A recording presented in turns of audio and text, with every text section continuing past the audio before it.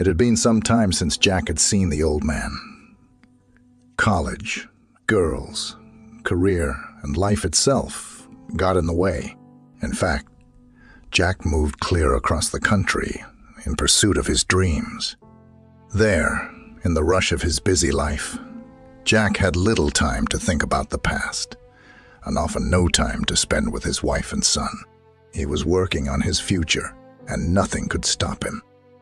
Over the phone, his mother told him, "Mr. Belser died last night. The funeral is Wednesday." Memories flashed through his mind like an old newsreel as he sat quietly remembering his childhood days. "Jack, did you hear me?" "Oh, sorry, Mom." "Yes, I heard you. It's been so long since I thought of him. I'm sorry, but I thought he died years ago," Jack said. "Well, he didn't forget you. Every time I saw him, he'd ask how you were doing. He'd reminisce about the many days you spent over his side of the fence.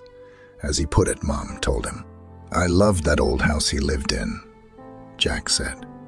"You know, Jack, after your father died, Mr. Belser stepped in to make sure you had a man's influence in your life," she said. "He's the one who taught me carpentry," he said. "I wouldn't be in this business if it wasn't for him. He spent a lot of time teaching me things he thought were important."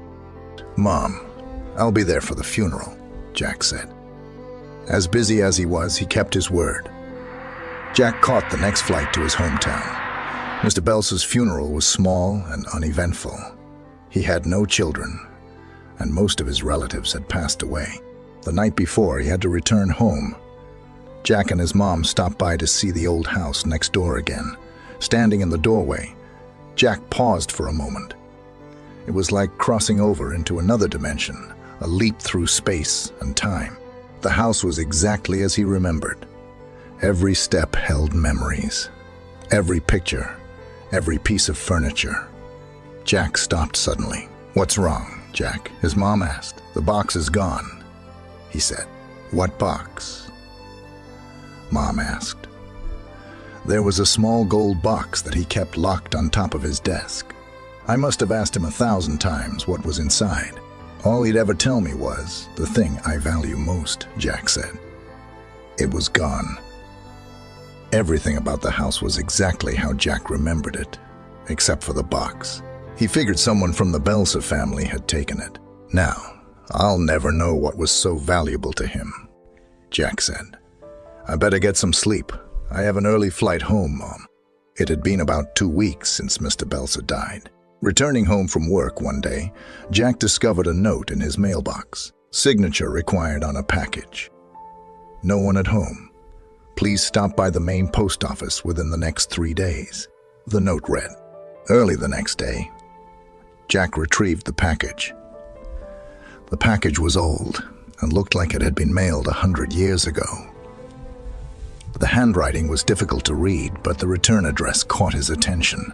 "Mr. Harold Belser," it read. Jack took the package out to his car and ripped it open. There inside was the gold box and an envelope.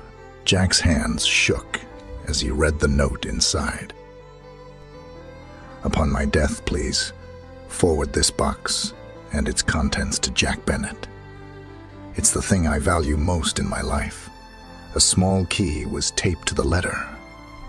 His heart raced as tears filled his eyes. Jack carefully unlocked the box. There inside, he found a beautiful gold pocket watch. Running his fingers slowly over the finely etched casing, he unlatched the cover. Inside, he found these words engraved. "Jack, thanks for your time. Harold Belser." The thing he valued most was my time. Jack held the watch for a few minutes, then called his office and cleared his appointments for the next 2 days. "Why?" Janet, his assistant, asked. "I need some time to spend with my son," he said. "Oh, by the way, Janet, thanks for your time." Similarly, in our life, time is a precious and finite resource that often slips through our fingers, unnoticed, In our relentless pursuit of career, success, and personal goals, we sometimes forget the invaluable importance of spending quality time with our loved ones. We get caught up in the hustle and bustle of daily life, inadvertently neglecting the bonds that truly matter. It's crucial to remember that achievements can never replace the warmth of shared moments with family and friends. Time spent together is the glue that strengthens relationships and nourishes the soul, reminding us that life's true riches lie not in our accomplishments, but in the love and connections we nurture along the way.